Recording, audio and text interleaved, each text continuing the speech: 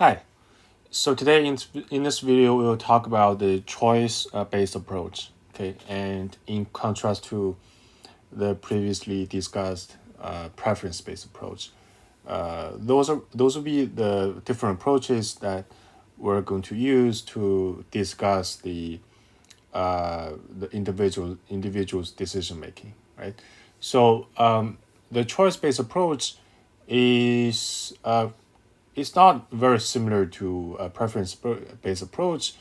It has a somehow a different structure from that. Okay, and later we'll show some relationships between those two approaches. Okay, so now let's begin to define or to introduce this choice-based approach. So this would be the section on the textbook of 1.c, choice rules. So in this choice-based approach for modeling the decision-making process, so instead of having the direct preference, here we try to model the revealed preference. Okay, so it's when the preferences are revealed, so it's revealed as some behaviors or some choices. Okay, so that the people could observe. So this is essentially the key idea or the fundamental insights of this approach, right? So formally speaking, the choice behavior, so it is represented by a so-called choice structure. Okay, choice structure. So a choice structure, we use a tuple. Okay, so the first ingredient of that tuple would be we use a calligraphic B. Okay, and another function. Okay, a choice rule function C. Okay, so those two things together, they form this choice structure. Okay, good. Okay, so first, this calligraphic B. Okay, so what is that? So this B is just a set or a family of non-empty subsets of the set of alternatives X. Okay, so this calligraphic B is a family or a set. So it will be a set of sets, right? A set of non-empty subsets. Okay, of X. Okay, so we don't need to bother to write down the definition of X. So this is still the same X as we defined in the preference-based approach. Okay, so X will be the set of alternatives, including a lot of different alternatives that we can choose. Right. Okay, so formally speaking, this calligraph B. Okay, so it is a subset. Okay, of some power set of X, but excluding the empty set. Okay, so it's non-empty subsets of X. So this would be the mathematical expression or notation for this definition. Okay, so there's two. Sometimes we write this power set simply as this calligraphic P of X, right? So those would be the same thing. So this power set, or this 2 to the power of X, this power set simply means that this stands for the set of all subsets of X. Okay, so that'll be a huge set, including all the possible subsets of X. Right. Okay, so let's write that down. So this is a power set including all subsets of X. Okay, so including empty set at X itself, each element of X, and all the possible combinations, all subsets of that. Okay, so this is a power set. It's a really large set, right? Okay, so that is calligraphic B. So what is the typical element of this calligraph B? Okay, so every element, okay, of this calligraphic B is, so it'll be a small set, okay. Let's use just capital letter B. So this will be a set that's a subset of X itself, right? Because we said that B, the calligraphic B, will be a subset of the non-empty power set, right? So each element of this calligraph B will be just, obviously, right? So it will be just the set, some subset of X. Okay, that makes sense. Okay, so and later we'll use this to model some consumer theory in the later chapters in the textbook. So here we simply call this B, this capital B, as the budget set. Okay, it's called budget sets. So this is literally meaning that how much money you have to afford those alternatives, right? So this would be called budget sets. So you can simply choose some of those possible alternatives inside of your budgets. Okay, good. So the budget sets B from the set of calligraphic B. So this should be thought of as an exhaustive listing of all the choice experiments that the institutionally, physically, or otherwise restricted social situation can conceivably pose to the decision maker, right? So this is what the textbook said. Essentially, that's just the meaning of budget, right? Okay, so it doesn't need to include all the possible subsets of X, right? So you can think of this. Later we'll have some example, right? You don't have to exhaust. You don't have to list all those possible subsets of X for this B. Okay, you can just have some of those, right, as your budget sets. Okay, so that would be already enough. Okay, so this would be this B. Okay, so how about this function C? So this C function here, okay, so it's called a choice rule, okay, a choice rule, and mathematically this is a correspondence, okay, and we have previously introduced what is a correspondence. You can look it up in the earlier videos or find some information online, so it's not hard to understand. So it's sort of similar to a function, right? But here it's actually precisely it's a correspondence. So that this C, okay, so this C will be a map, okay, from this calligraphic set B, okay, to what? To still the same thing, right? Still the non-empty power set of X, excluding the empty set, okay, to that. So what's the meaning of this map? Right? This looks very abstract. So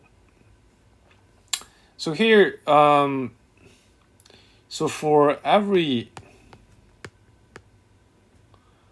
budget set B from this calligraphic B, so after the map, so it's should be still as a subset of this B. Okay, so this simply it means that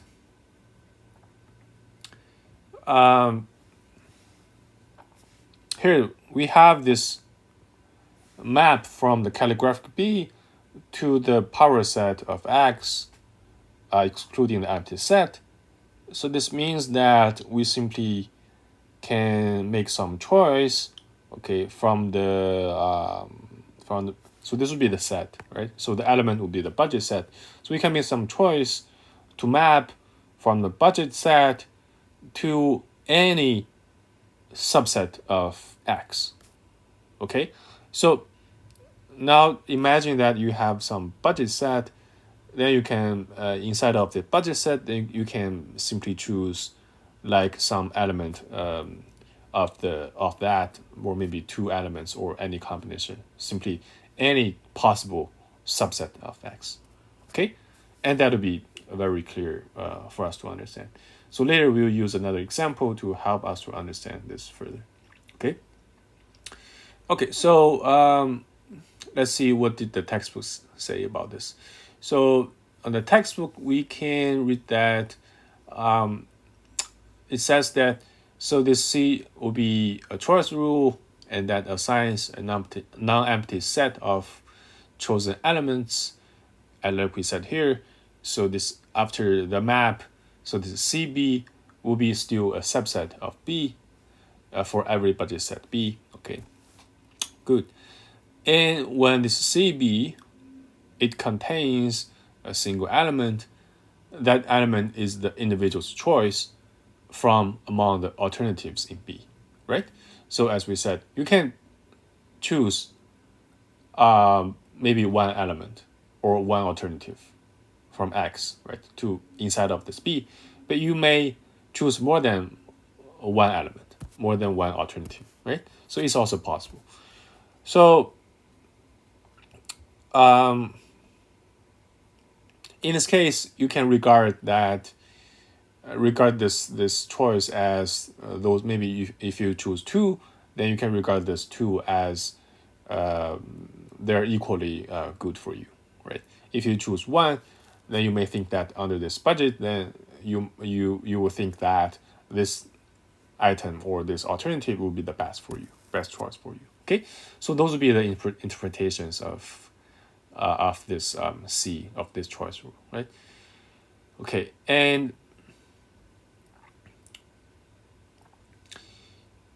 so when it does, the elements of the CB are the alternatives in the budget B that the decision maker might choose, right? So it's possible to choose.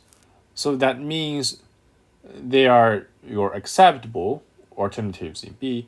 So those alternatives that you have chosen by this choice rule, so those are acceptable, right, by you, and sort of reasonable or acceptable, right? So in this case, the set CB, it can be simply thought of as containing those alternatives that you would actually see chosen if the decision maker were repeatedly to face the problem of choosing an alternative from set B. Okay, good. So that'll be the definition for this choice structure with this tuple B and C. So now let's consider an example, very great example from the textbook, and we'll consider two different rules, okay, with the same budget set. Okay, so this will be the example 1.C.1, okay, from the textbook. So let's say the set of alternative X will be the set including little x, little y, and little z. Okay, and this calligraphic B, okay, so the family or the set of budget sets. So this will be including some budget sets such as x, y.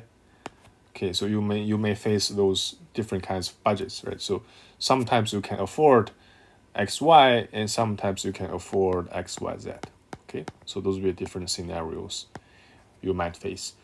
So Okay, so now let's consider two different choice structures. Okay, so the first tuple would be this calligraphic B and some C1, the C1 map.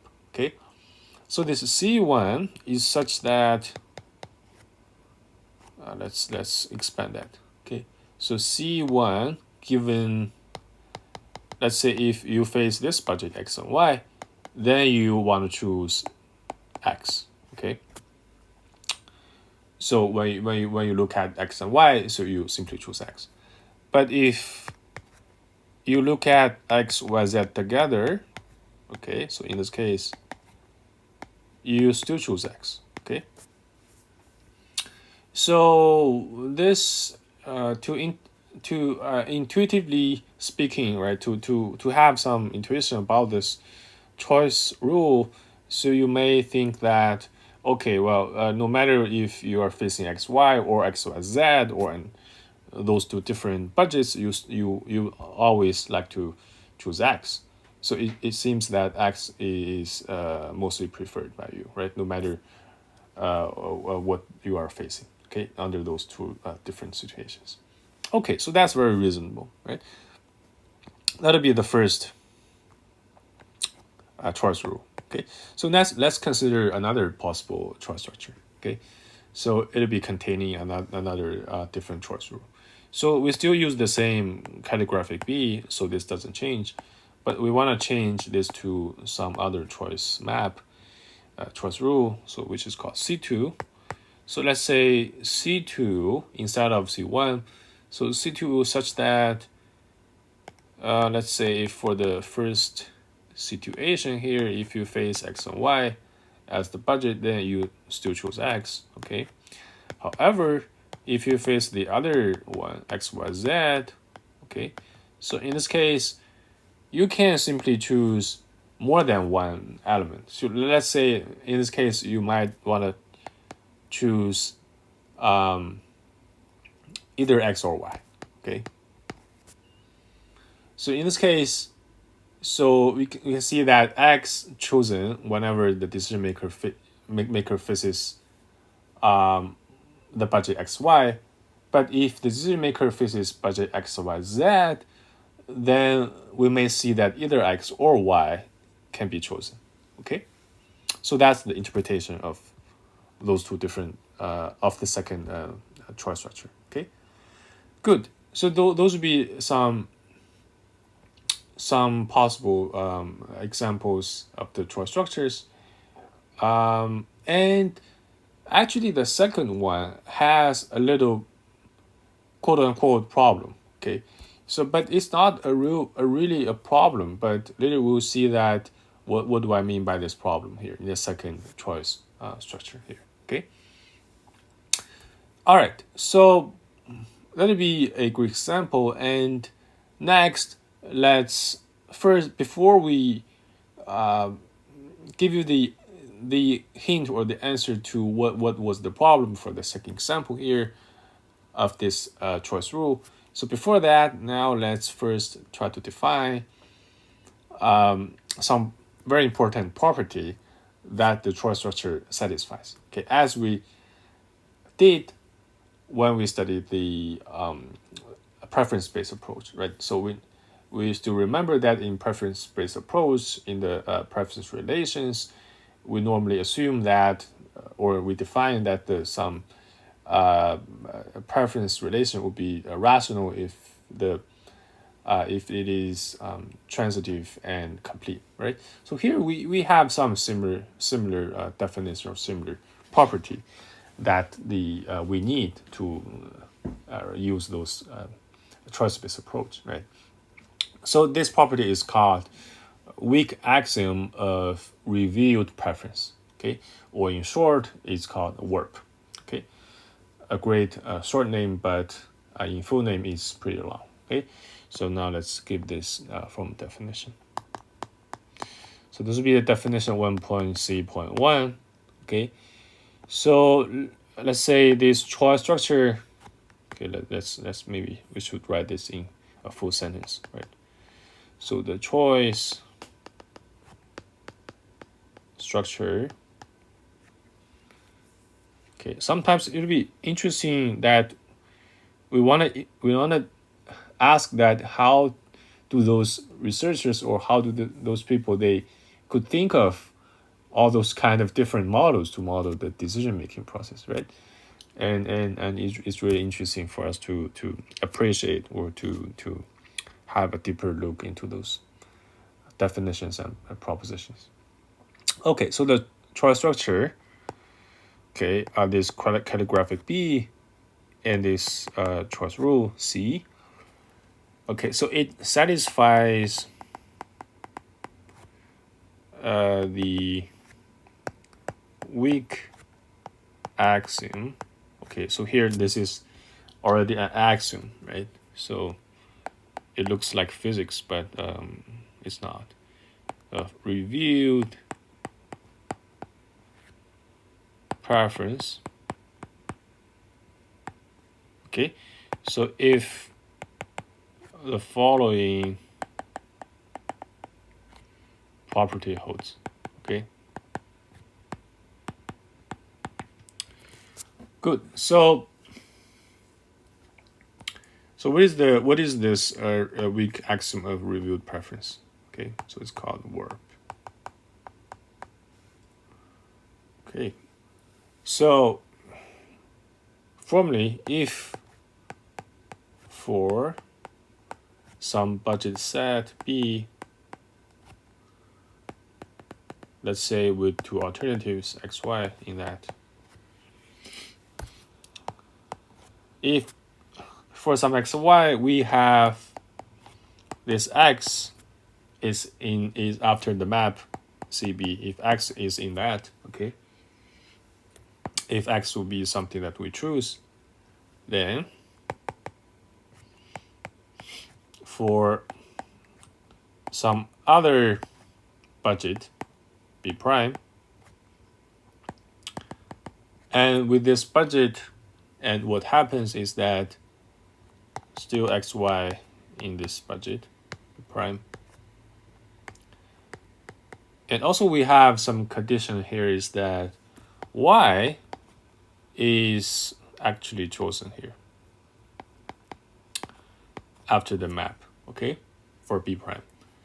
Okay, then here we must, if this warp is satisfied, then we must also have x, so x has to be chosen as well, okay, and this is simply because xy they were appearing or they were showing up together in some budget B, okay, and x was chosen in the presence of y. So here, because they are showing up together again, right, and if you do not choose y, okay, and you do not choose x, it's okay. But if you have chosen y, because x and y you showed up together previously, and in that case you chose x, okay. So here, if you show up again together again, and you tell me that you have chosen y, then you have to be choosing, or you have already chosen x in this case, okay. And this is called weak axiom of reviewed preference, okay. Good. So this would be intuitively speaking, this would be a property that that formalize this choice, some rational choice, right, or some consistent choice.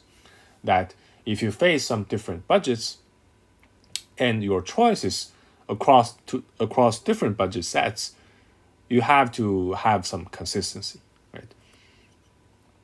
Okay, so that would be the key idea of this warp, of this weak axiom of review preference. Okay.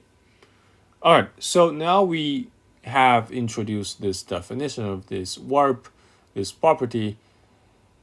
Okay, then next we want to go back and use this definition to verify the examples that we just demonstrated. Okay. Okay, so before that, so let's see, in textbook, they also said that in other words, the weak axiom, so here the warp, simply says that if little x is ever chosen, when y is available, right? So this would be another interpretation of this statement. So if x is ever chosen when y is available, then there can be no budget set that is containing both two alternatives for which y is chosen and x is not, right? As exactly as what we just said. Okay, so note how the assumption that the choice behavior satisfies the weak axiom captures the consistency idea, right? So this would be some requirement for the consistency, right? So if okay, so let's write this down. Okay, this is something interesting. So this would be idea of the consistency, right? So this is just some note. Okay, this is not a formal statement. So it means that this is some consistent requirement, right? So if the C map for budget XY, if that is X, okay, then warp tells us that we cannot have C, let's say if XY show up together and we put something else to that, and we cannot simply have Y, okay, and that would be contradictory to this warp, okay. Good. So now we go back and check the examples, right, that we previously gave. Okay, so let's check the first example here. So we have this budget set as the xy here, okay, and in the first case, in the first choice rule, C1, we have chosen under xy, we said that we want to choose x, this is okay. And then we have something else in addition to xy, we have z, and we want to choose x. Okay, so for all time, we are always choosing x, right? So this doesn't violate this warp, right? Because we are not dealing with any other elements or any other alternatives inside of any of the budget sets. We always have in the same alternative, right? So this doesn't violate the warp. Okay. How about the second one here? So the second one, it does violate the warp. Okay. So the reason is that here when we are having the budget set of xy as x, okay, so here after we add some z into the budget set b, okay, so now if we have this budget set b as x, y, z altogether, and it seems that this doesn't violate the warp because from the perspective that we have chosen x, if we see x, y together, right? So here we have this x, okay.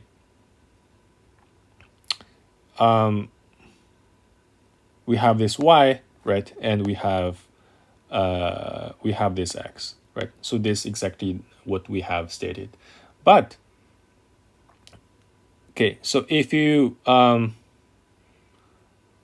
think this reversely, right? So if you think about this, the second budget set as something that you see first. Okay, so if that's the case, then if x, y, and z this would be the budget set. So it means that X, Y, of course, they show up together. Then in this case, you have chosen X and Y, okay? Either X or Y. But then you consider the other budget set with X and Y, only X and Y together. So now they show up together. And you said you want to choose either X or Y. So you have to have them all together here, okay? So it means that if you want to choose X, then you have to add Y here, right? So it means that on the other way around, then this will violate this word, okay? So it means that those two budget sets, they do not have any sort of order that, in a way that this order is like sort of defined by which order in the definition, but this doesn't matter, right? As long as so those two, they do not have any time order or something, right? So you have to check all those different cases, right? Okay, so that's the reason that why this second choice rule violates this weak axiom of review preference, right? So this doesn't have this choice rule will not have any consistency, right? Good. So that'll be the introduction to the second approach called choice-based approach, and later we'll try to establish some connections between the preference-based approach and choice-based approach. Okay, good.